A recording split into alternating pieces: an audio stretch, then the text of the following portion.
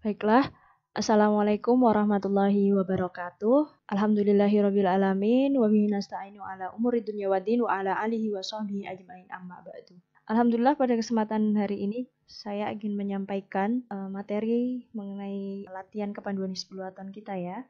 Hari ini kita sedikit membahas tentang kondisi alam dan lingkungan dan apa itu bencana alam begitu. Sebagai seorang pandu hizbul-waton, dalam undang-undang juga berbunyi begitu, undang-undang yang ke-6, pandu hizbul-waton penyayang bagi semua makhluk. Alangkah baiknya begitu bahwa kita harus memahami kondisi alam dan lingkungan kita dan mengerti apa itu bencana alam dan mengapa itu terjadi begitu. Seperti halnya jika kita mampu menjaga alam, maka alam juga akan menjaga kita. Tanam benih, kebahagiaan, harapan, kesuksesan, dan cinta semuanya akan kembali padamu dengan berlimpah. Ini adalah hukum alam. Kemudian, adapun larangan berbuat kerusakan di muka bumi juga terdapat di Quran begitu, seperti dalam surat Al-Qasas ayat 77. Dan janganlah kamu berbuat kerusakan di bumi, sesungguhnya Allah tidak menyukai orang-orang yang berbuat kerusakan. Begitupun dalam surat Ar-Rum ayat 41. Telah tampak kerusakan di darat dan di laut disebabkan karena perbuatan tangan-tangan manusia. Allah menghendaki agar mereka merasakan sebagian dari akibat perbuatan mereka, agar mereka kembali ke jalan yang benar. Sehingga di sini muncul kausalitas atau sebab akibat, bahwa ketika telah nampak kerusakan, berarti itu adalah dari perbuatan manusia kan. Sehingga apa akibatnya? Akibatnya yang akan dirasakan oleh manusia tersebut begitu. Sehingga misalnya terjadi bencana begitu kan. Agar mereka kembali ke jalan yang benar. Jika kita mengambil hikmah, mengevaluasi diri, maka kita sebagai manusia juga kemudian ingin mengelola, memperbaiki apa-apa yang terjadi di muka bumi ini. Oke, selanjutnya, apa itu keadaan alam? Keadaan alam ialah suasana atau situasi yang sedang berlaku di segala sesuatu yang termasuk dalam satu lingkungan. Bagaimana suasana atau situasi yang sedang berlangsung begitu kan? Barangkali adik-adik atau teman-teman ayunda-ayunda saat sebelum berangkat menuju mu'alimat, kondisi kanan kiri rumahnya dulu mungkin sawah atau dulunya mungkin sungai bersih begitu. Sekarang coba tengok apakah masih sama begitu. Nah, itu adalah kan gejala dari perbuatan manusia itu sendiri. Apakah nantinya berdampak pada manusia yang baik atau buruk, itu tergantung perbuatannya. Oke, baik. Manfaat daratan. Kita akan memahami manfaat daratan, digunakan tempat hidup ya, tempat tinggal manusia, hewan, tumbuhan, kita saling berinteraksi, tempat membangun peradaban, dan lain-lain ya. Di Indonesia sendiri, daratan itu presentasenya lebih luas, yaitu sekitar 95,15%. Dan lautan itu 4,85%. Akan tapi dalam satu globe besar memang nampak daratan itu lebih kecil daripada lautan. Kemudian manfaat lautan ya, penghasil oksigen, sumber pangan, sumber energi yang besar, jalur transportasi, sumber mineral, cadangan air tawar, pengendali iklim dan suhu dunia, dan sumber bahan tambang dan lain-lain. Penghasil oksigen, beberapa literatur yang saya baca bahwa ternyata lautan itu menghasilkan oksigen lebih besar 70% daripada tumbuh-tumbuhan yang berada di daratan. Sehingga baik fitoplankton, kemudian tumbuh-tumbuhan yang berada di lautan itu mereka kaya begitu terhadap oksigen. Kemudian sumber pangan. Wah, kita tentu tahu banyak beraneka ragam ikan ya. Sumber protein kita itu terdapat di lautan. Bahkan tanpa kita memberi makan ikan-ikan yang ada di lautan, hanya menjaga saja, menjaga ekosistemnya, menjaga keadaannya, itu akan banyak gitu ya, melimpah sumber pangan dari sana. Kemudian sumber energi yang besar, sudah banyak gitu ya di negara-negara lain atau negara kita sendiri telah memanfaatkan energi seperti ombak, angin laut, dan itu energi yang tidak habis, bukan seperti misalnya minyak bumi yang berada di dalam daratan gitu. Kemudian jalur transportasi kapal dan lain-lain. Sumber mineral tentunya kita memiliki garam ya. Garam sumber mineral ya. Yodium gitu kan. Jika kekurangan yodium biasanya muncul penyakit-penyakit kan. Makanya kita memang lautan ini penting, krusial gitu. Kemudian cadangan air tawar. Misal apabila daratan ini kehabisan air gitu ya, misal kita menggunakan air laut diubah menjadi air tawar, itu bisa. Kemudian pengendali iklim dan suhu dunia. Kemudian sumber bahan tambang. Memang sudah banyak begitu, karena sumber bahan tambang di daratan habis, sudah tereksploitasi gitu. Sekarang banyak perusahaan-perusahaan juga yang memindahkan diri untuk menambang lautan gitu. Kemudian manfaat hutan sebagai paru-paru dunia, menjaga dan mempertahankan kesuburan tanah, sumber keanekaragaman hayati, tempat tinggal makhluk hidup, mencegah bencana alam.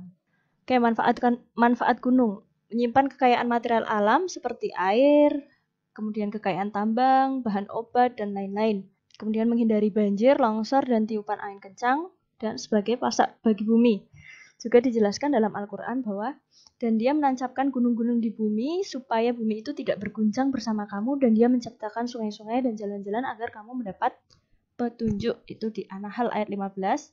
Kemudian di An-Nahl 81, dan Allah menjadikan bagimu tempat bernaung dari apa yang telah diciptakan, dan dia jadikan bagimu tempat tinggal di gunung-gunung, dan dia jadikan bagimu pakaian memeliharamu dari panas, dan pakaian yang memelihara kamu dalam peperangan. Demikianlah Allah menyempurnakan nikmatnya atasmu agar kamu berserah diri. Bahwa daratan, lautan, hutan, gunung, ialah itu merupakan nikmat dari Allah. Jadi manusialah yang pintar-pintar menjaganya. Kemudian apa hubungannya dengan hubungannya dengan bencana alam? Bahwa bencana, disaster, merupakan suatu gangguan serius terhadap keberfungsian suatu komunitas sehingga menyebabkan kerugian yang meluas pada kehidupan manusia dari segi materi, ekonomi, atau lingkungan, dan yang melampaui kemampuan komunitas tersebut untuk mengatasi dengan menggunakan sumber daya mereka sendiri. Pengertiannya dari ISDR 2004, International Strategy Disaster of Reduction. Kemudian apa juga itu bencana? Merupakan kombinasi antara ancaman atau bahaya, hazard, dan kerentanan. Vulnerability, ancaman itu yaitu bisa fenomena, bahaya atau resiko, baik alami maupun tidak alami yang didapat ya. Tetapi belum tentu menimbulkan bencana, diantaranya banjir, tanah longsor, kekeringan, wabah penyakit, konflik bersenjata, dan lain-lain.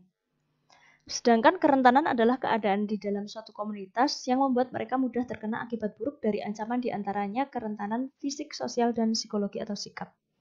Maksudnya begini, gunung meletus itu apa? Itu fenomena alam.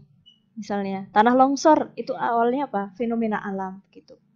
Nah, itu menjadi bencana alam apabila menyebabkan gangguan serius gitu kan terhadap suatu komunitas tersebut.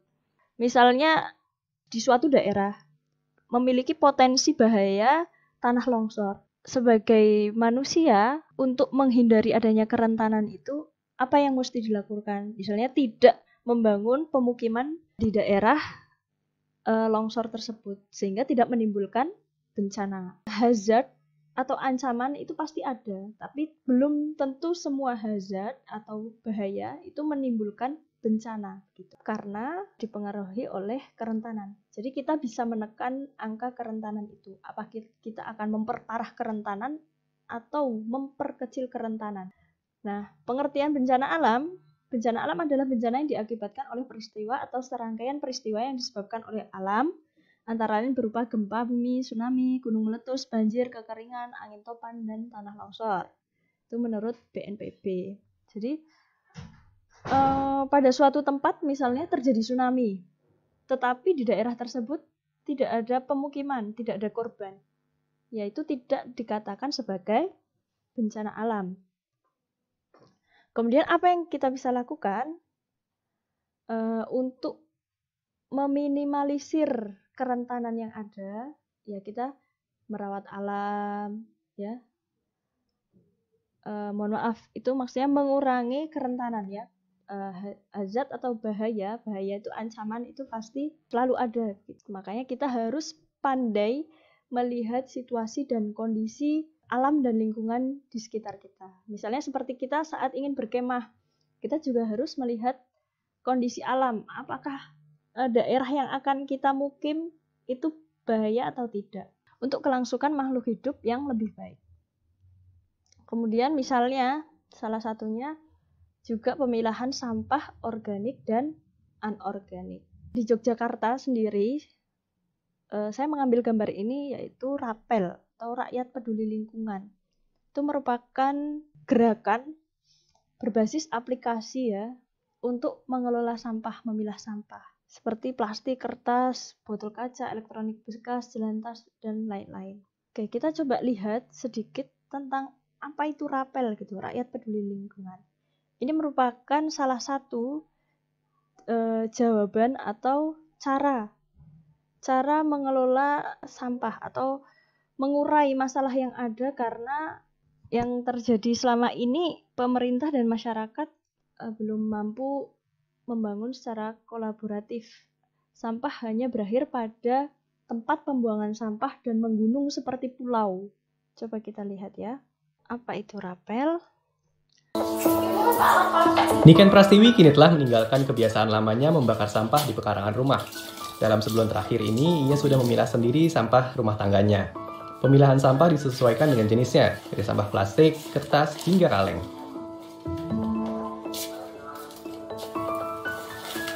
Pada awalnya Niken merasa risih untuk memilah sampah dengan alasan kegiatan ini sangat tidak higienis. Namun, kini pandangannya berubah setelah ia menggunakan Rapel, aplikasi jual beli sampah anorganik di smartphone-nya.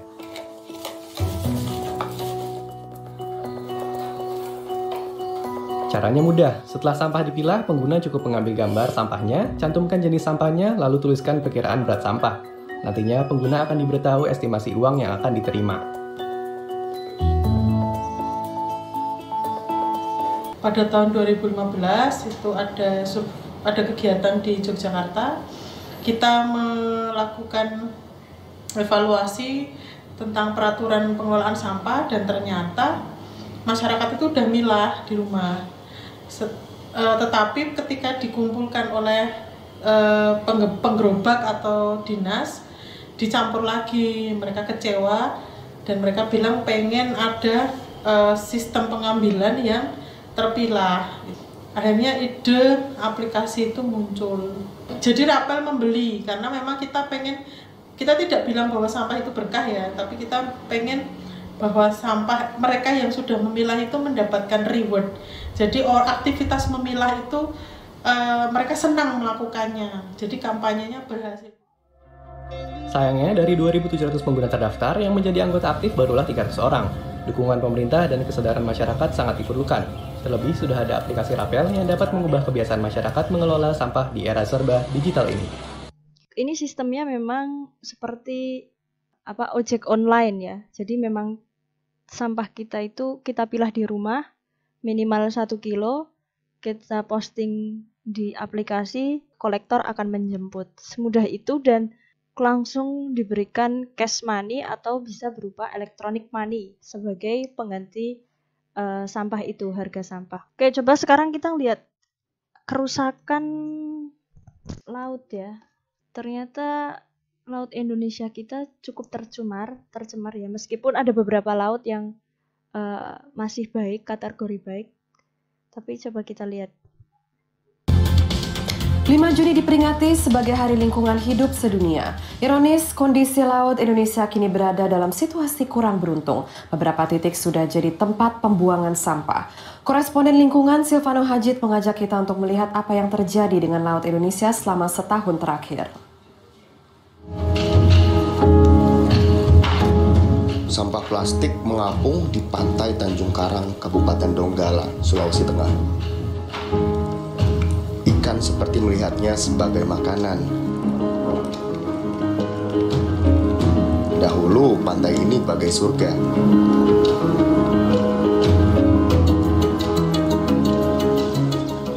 Atau bangau yang kelaparan mencari makan di antara sampah yang tersangkut di bibir sungai menuju Laut Jakarta.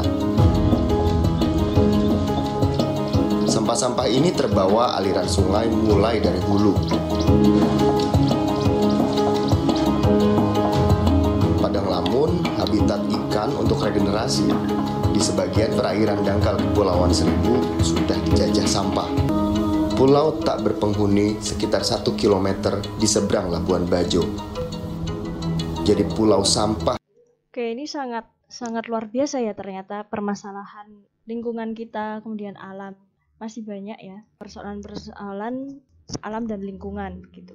Itu tapi bagian dari hal kecil yang bisa kita lakukan yaitu misalnya tadi mengelola sampah itu masih dari kecil ya, kecil. Atau mudahnya juga kita menghemat listrik gitu kan. Karena listrik di Indonesia ini masih menggunakan bahan baku yaitu batu bara yang itu bagian dari tambang gitu. Jadi semakin penggunaan listrik kita semakin tinggi itu memang batu bara yang digerus dari alam ini juga semakin banyak. Tadi sampai mana ya?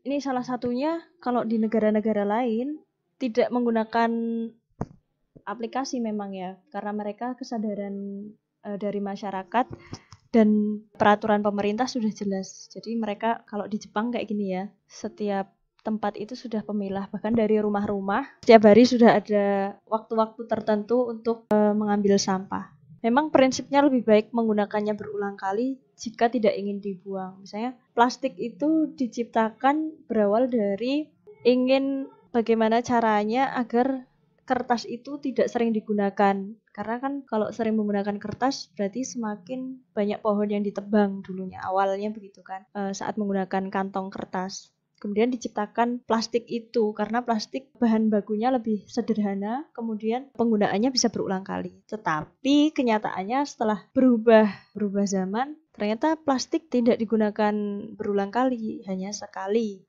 dan langsung dibuang. Makanya kita juga kalau membuang harus dipisah agar mendaur ulangnya mudah. Seperti ini, pembangkit listrik tenaga sampah yang ada di Swedia. Bahkan negara Swedia ini, dia negara yang mengimpor sampah dari negara tetangga. Saking bahan baku sampah di negaranya ini sudah habis digunakan sebagai bahan baku pembangkit listrik. Jadi memang kebanyakan dari biji plastik kalau yang ini. Kemudian kalau yang organik itu kan bisa dijadikan sebagai komposter atau pupuk.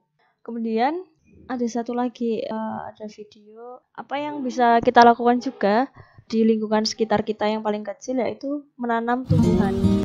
Menanam tumbuhan di pekarangan. Ini saya ambilkan beberapa gambar dari pekarangan rumah. Misalnya begini.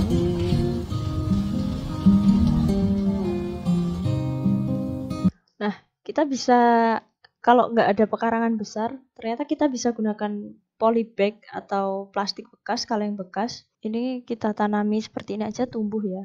Rupanya kita bisa memproduksi sayuran sendiri tanpa harus pergi ke pasar. Misalnya ini kangkung. Ya, kangkung.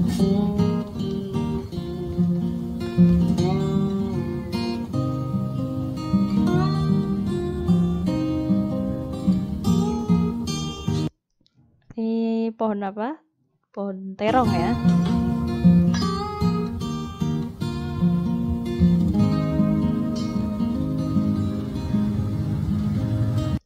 Itu tadi pohon bit cherry yang merah.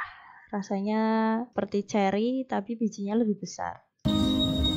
Kita bisa juga menanam tanaman buah dalam pot ya.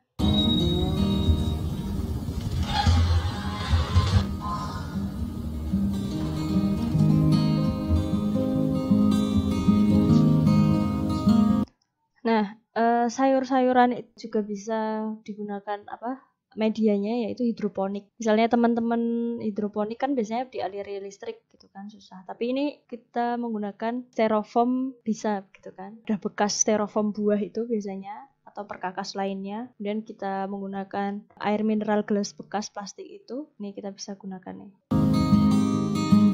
Enaknya seperti ini, kita tidak menggunakan listrik.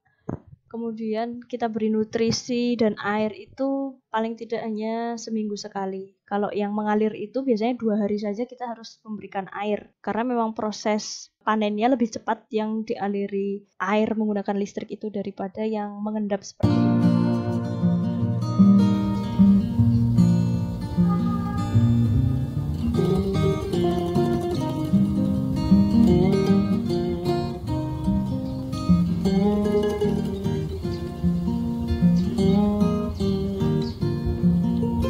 Ini tadi juga kita menggunakan sistem meniru seperti sistemnya hutan ya. Jadi pot-pot kita ini kita kasih daun-daun kering seperti ini ya, seperti ini, agar penguapannya itu tidak terlalu cepat. Saat musim kemarau begini, itu kan mudah sekali ya tanah mengalami penguapan. Kita tahan menggunakan daun-daun kering, ranting-ranting kering.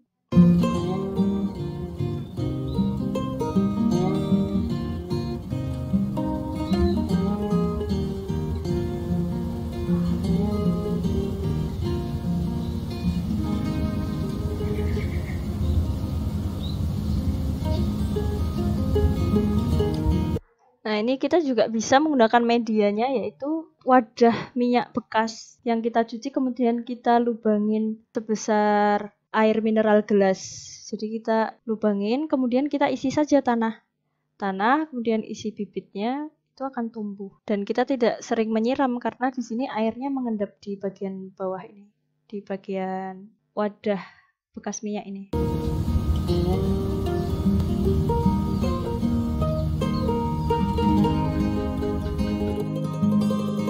Oke, begitu ya.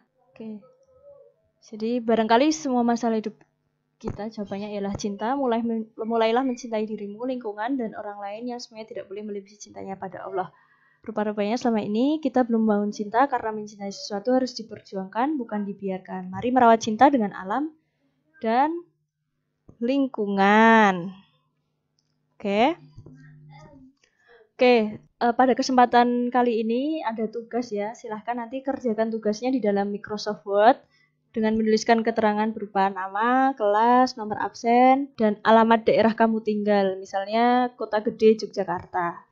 Kemudian nanti dikumpulinnya via Google Classroom masing-masing kelas. Tugasnya yang pertama, sebutkan masalah lingkungan yang terjadi di sekitarmu.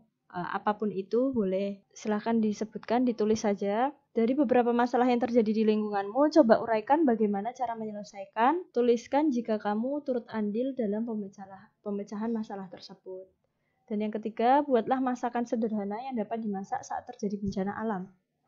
Silahkan foto bukti hasil masakanmu dan sertakan nama masakan dan deskripsinya. Oke? Jadi kalau misalnya hanya memisalkan saja terjadi bencana alam, masakan apa yang memungkinkan kita masak gitu, yang sederhana dan dapat dikonsumsi layak. Oke, nanti cukup foto saja kemudian dideskripsikan gitu ya. Oke, terima kasih. Kurang lebihnya saya mohon maaf. Silahkan nanti kalau ada diskusi atau pertanyaan, silahkan via Google Classroom sesuai kelasnya gitu ya. Kurang lebihnya mohon maaf. Wassalamualaikum warahmatullahi wabarakatuh.